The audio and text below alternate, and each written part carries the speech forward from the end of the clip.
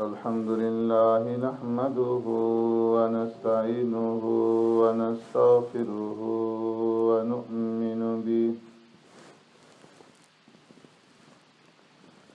ونؤمن به ونتوكل عليه ونعوذ بالله من شرور أنفسنا ومن سيئات أعمالنا من يهدي الله فلا مضل له ومن يضلله فلا هادي له ونشهد أن لا إله إلا الله وحده لا شريك له ونشهد أن سيدنا ونبينا ومولانا محمدا عبده ورسوله أرسله الله إلى كافة للناس بشيرا ونذيرا وداعيا إلى الله بإذنه وسراجا منيرا أما بعد فقد قال الله تبارك وتعالى في القرآن المجيد والفرقان الحميد فأعوذ بالله من الشيطان الرجيم بسم الله الرحمن الرحيم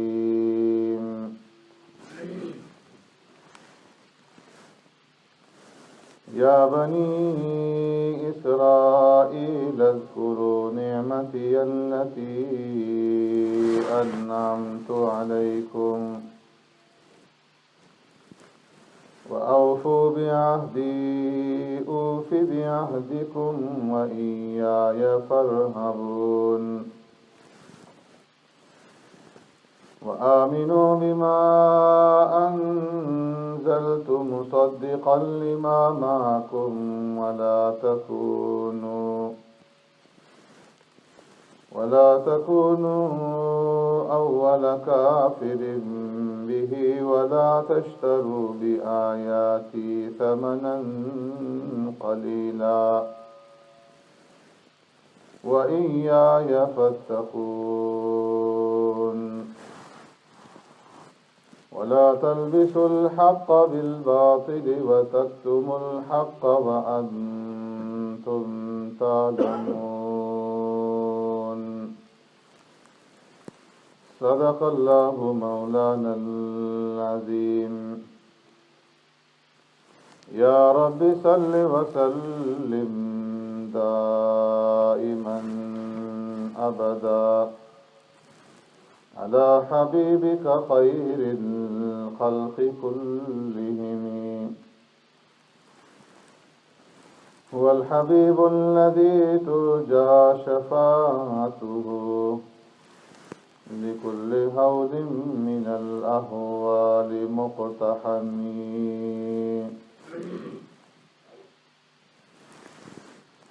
يا بني إسرائيل اے بنی اسرائیل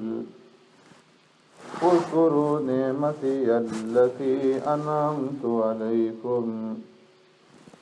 یاد کرو میری نعمتوں کو جو میں نے تمہارے اوپر کی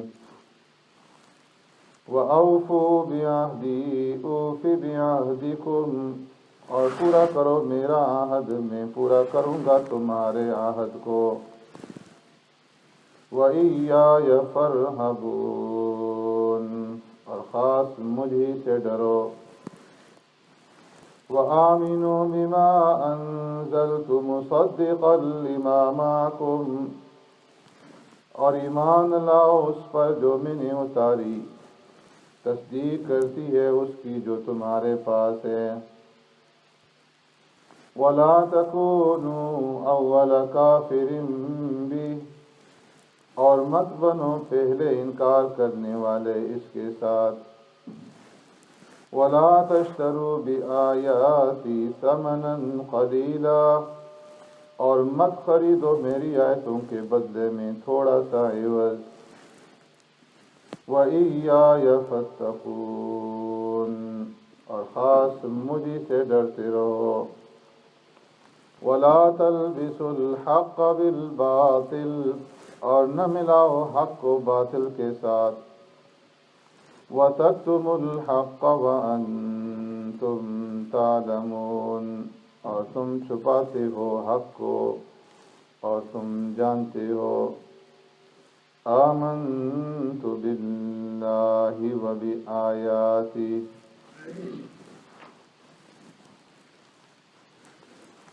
میرے محترم دوستوں، بزرگوں، بھائیوں، اس سے قبل آپ حضرات کے سامنے بنی اسرائیل کا تعارف اور ان کا پس منظر عرض کر دیا گیا ہے کہ ابراہیم علیہ السلام کی اولاد میں سے ہیں، اور ابراہیم علیہ السلام نے بابل سے شام کی طرف ہجرت کی، اور پھر حضرت اسماعیل صلاۃ والسلام کو مکہ مکرمہ میں آباد کیا، اور اسحاق علیہ السلام کی اولاد کنعان فلسطین میں آباد ہوئی، اور پھر یوسف علیہ السلام کے مصر پہنچ جانے کی وجہ سے اولاد یعقوب مصر پہنچی،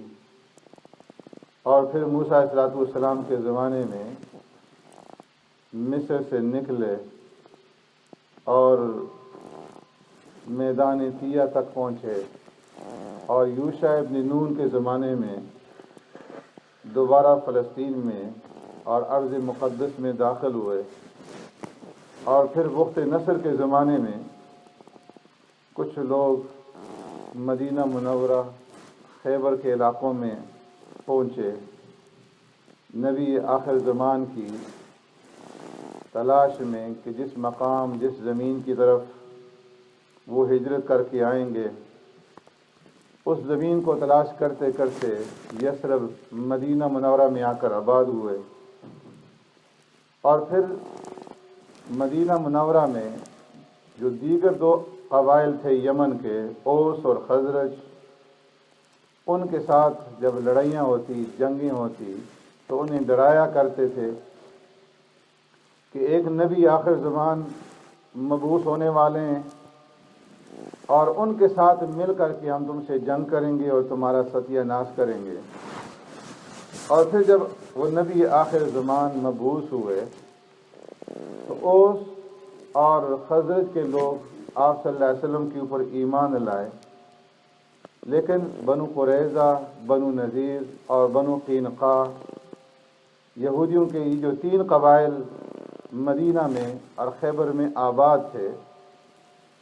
انہوں نے پیارے پیغمبر صلی اللہ علیہ وسلم کی مخالفت کی، اور حسد میں، ضد میں اور انتقام کے اندر آ کر کے کٹ حجتیوں سے اور ہیلے اور بہانوں سے کام لیا. ان کا خیال یہ تھا کہ نبی آخر زمان جو آئیں گے تو بنی اسرائیل کے اندر آئیں گے، اور ہماری عزت ہوگی، ہمارا اقتدار ہوگا، ہماری ریاست ہوگی. لیکن نبی آخر زمان بنو اسماعیل کے اندر آئے، عرب سے آئے، اور اس وجہ سے انہیں حسد ہوا کہ جو دیگر خاندان سے تعلق رکھنے والے ہیں اس نبی کے اوپر ہم کیوں ایمان لائیں. اس لیے باوجود جاننے کے، بوجھنے کے اور ان تمام علامات کو دیکھنے کے کہ جو ان کی کتابوں کے اندر تورات میں اور انجیل میں نبی آخر زمان کے بارے میں بیان کی گئی تھی، وہ خاصیات، وہ علامتیں، وہ نشانیاں، ان علامتوں نشانیوں کو دیکھنے اور جاننے بوجھنے کے باوجود پھر بھی انکار کیا، اور باوجود جاننے کے صرف چند افراد نے اسلام قبول کیا، باقی ضد اور ہٹ درمی پہ قائم رہے۔ اوس اور خزرج والے جو انصار کے لائے وہ سمجھاتے رہے کہ دیکھو تم ہی تو ہمیں کہا کرتے تھے کہ نبی آخر زمان آئیں گے، ان کی یہ علامتیں ہوں گی، یہ نشانیاں ہوں گی، اور اب جب آپ صلی اللہ علیہ وسلم آ چکے ہیں اور آپ کے اندر وہ ساری علامتیں موجود ہیں جو تم بیان کیا کرتے تھے، تو اب تم کیوں انکار کر رہے؟ تو اللہ رب العزت اب بنی اسرائیل کو اپنے انعامات یاد دلا رہے ہیں کہ دیکھو اگر یہ نبی آخر زمان بنو اسماعیل میں آ گئے ہیں تو تمہارے اوپر بھی تو اللہ نے کوئی کم انعام نہیں کی۔ بنی اسرائیل کے اوپر اللہ نے جو انعامات کیے ہیں وہ کچھ کم تو نہیں ہے، اس لیے تم اپنی اصلاح کرو اور راہ راست کے اوپر آ جاؤ، اور میرے اس آخری پیغمبر کے اوپر، آخری رسول کے اوپر ایمان لے آؤ، اور میرے اس آخری پیغام کو قبول کر لو، تو اس کے نتیجے میں میری نعمتیں پھر تمہاری طرف مبذول ہو جائیں گی، اور میں تمہیں اس کے بدلے میں عزت اور اقتدار عطا کروں گا۔ لیکن اگر تم نے میرے نبی اور میرے رسول کے اوپر ایمان نہیں لایا اور میرے آخری پیغام کو قبول نہیں کیا، تو تمہارے لیے سوائے ذلت کے اور سوائے رسوائی کے اور کچھ بھی نہیں ہو۔ اس لیے فرمایا یا بنی اسرائیل اذکروا نعمتی التی انعمت علیکم، او بنی اسرائیل یاد کرو میری ان نعمتوں کو جو میں نے تمہارے اوپر کی ہیں۔ ان بے شمار انعامات میں سے دو نعمتیں سب سے بڑی تھی کہ اللہ نے بنی اسرائیل کے اندر ایک تو نبوت کا سلسلہ قائم رکھا، اور دوسرا بادشاہت کا سلسلہ قائم رکھا۔ اللہ نے اس وقت دنیا کے اندر انہیں عزت دی، اقتدار دیا، اور ہر طرح کی نعمتوں سے انہیں نوازا۔ جیسے میں پہلے عرض کر چکا ہوں کہ اسحاق علیہ السلام کے دو بیٹے تھے، عیس اور یعقوب، اور اسحاق علیہ السلام کو زیادہ جو محبت تھی وہ عیس سے تھی، لیکن والدہ کو جو زیادہ محبت تھی یعقوب علیہ السلام سے تھی۔ اسحاق علیہ السلام آخری عمر میں نابینا ہو چکے تھے، اور عیس شکار کے گوشت سے اپنے ماں باپ کی خدمت کیا کرتا تھا۔ اسحاق علیہ السلام کیونکہ زیادہ عیس کو چاہتے تھے، اس لیے ان سے فرمایا کہ تم میرے پاس آنا فلاں وقت اور میں تمہارے لیے دعا کروں۔ والدہ نے سن لیا، ان کی خواہش ہوئی کہ یہ دعا حضرت یعقوب علیہ السلام کے لیے کی جائے، اس لیے عیس جب شکار کے لیے گئے، والدہ نے یعقوب علیہ السلام کو تیار کیا اور کھانا تیار کر کے والد کے پاس بھیجا اور کہا کہ تم اونچی آواز سے مت بولنا تاکہ تمہیں وہ پہچان نہ لیں، اور جو دعا انہوں نے عیس کے لیے کرنی وہ تمہارے لیے کر دیں۔ حضرت اسحاق علیہ السلام نے دعا کی حضرت یعقوب علیہ السلام کو عیس سمجھ کر کے کہ اللہ تمہاری اولاد میں، تمہارے خاندان میں نبوت کے سلسلے کو قائم فرمائے، تمہارے اولاد میں نبی آتے رہیں، رسول آتے رہیں۔ بعد میں عیسی آئے اور ان کی خدمت میں حاضر ہوئے، اور پھر یاد دلایا کہ آپ نے دعا کا کہا تھا۔ فرمایا وہ تو میں پہلے ہی تمہارے لیے کر چکا ہوں۔ تو وہ سمجھ گئے کہ وہ دعا یعقوب علیہ السلام کے حق میں ہو گئی ہے، تو کہنے لگے کہ وہ تو آپ نے یعقوب علیہ السلام کے حق میں کر دی۔ تو فرمایا اچھا وہ تو ان کے حق میں ہو گئی، اب میں تمہارے لیے دعا کرتا ہوں کہ اللہ تمہارے خاندان میں، تمہاری اولاد میں ملوک کا، بادشاہت کا سلسلہ قائم رکھے۔ اور اللہ نے انہی دو باتوں کی طرف بنی اسرائیل کو خاص طور پر یاد دلایا، وَاذْكُرُوا نِعْمَتَ اللَّهِ عَلَيْكُمْ إِذْ جَعَلَ فِيكُمْ أَنْبِيَاءَ وَجَعَلَكُم مُلُوكًا وَآتَاكُم مَّا لَمْ يُؤْتِ أَحَدًا مِّنَ الْعَالَمِينَ۔ اے بنی اسرائیل، اللہ کی ان نعمتوں کو یاد کرو۔ اِذْ جَعَلَ فِيكُمْ أَنبِيَاءَ، اللہ نے تمہارے اندر انبیاء کو بھیجا۔ صرف یعقوب علیہ السلام کی اولاد میں یعقوب علیہ السلام سے لے کر عیسیٰ علیہ السلام تک 4000 انبیاء آئے، اور فرمایا وَجَعَلَ فِيكُم مُلُوكًا، عیسیٰ کی اولاد میں اللہ نے بادشاہت کا سلسلہ قائم رکھا، اور سکندر ذوالقرنین جس نے پوری دنیا کے اوپر بادشاہت کی، وہ انہی کی اولاد میں سے۔ تو فرمایا یا بنی اسرائیل اذکروا نعمتی التی انعمت علیکم، اے بنی اسرائیل میری ان نعمتوں کو یاد کرو جو میں نے تمہارے اوپر کی ہیں، کہ نبوت کا سلسلہ بھی تمہارے خاندان کے اندر رکھا، اور ملوکیت کا سلسلہ بھی تمہارے خاندان کے اندر رکھا، اور پھر فرعونیوں سے تمہیں نجات دی، سمندر کو تمہارے لیے پھاڑا، اس میں تمہارے لیے راستے بنائے، میدان طیہ میں پہنچے تو اللہ نے تمہارے کھانے کے لیے من اور سلوہ نازل کیا، تم نے پانی کی شکایت کی تو ایک پتھر سے 12 چشمے تمہارے لیے جاری کر دیے، تم نے لباس کی شکایت کی تو وہی لباس جو تمہارے تن کے اوپر تھا تمہارے قد و قامت کے بڑھنے کے ساتھ ساتھ وہ بڑھتا رہا، اور اسی طرح وہ تر و تازہ رہا، بوسیدہ نہ ہوا جب تک تم میدان طیہ کے اندر نہیں۔ تو ان نعمتوں کو یاد کرو التی انعمت علیکم، جو میں نے تمہارے اوپر کی۔ یہاں سے مفسرین فرماتے ہیں کہ پیارے پیغمبر صلی اللہ علیہ وسلم کی امت کی خاصیت یہاں سے ظاہر ہوتی ہے کہ پہلی امتوں کو، بنی اسرائیل کو جو اللہ نے اپنی عبادت کی طرف بلایا اور اپنی اطاعت کی طرف دعوت دی، تو اس کے لیے اپنی نعمتوں کو یاد دلایا کہ دیکھو میں نے تمہارے اوپر یہ نعمتیں کی اور یہ نعمتیں کی اور یہ نعمتیں کی،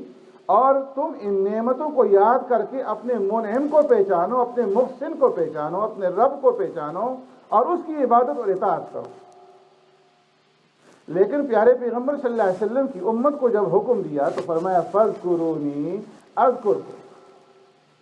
تم مجھے یاد کرو میں تمہیں یاد رکھوں۔ یہاں پر اللہ نے انعامات نہیں یاد دلائے، فرمایا یہ امت کی خصوصیت کہ اس امت کے اندر اللہ کے جو بندے ہیں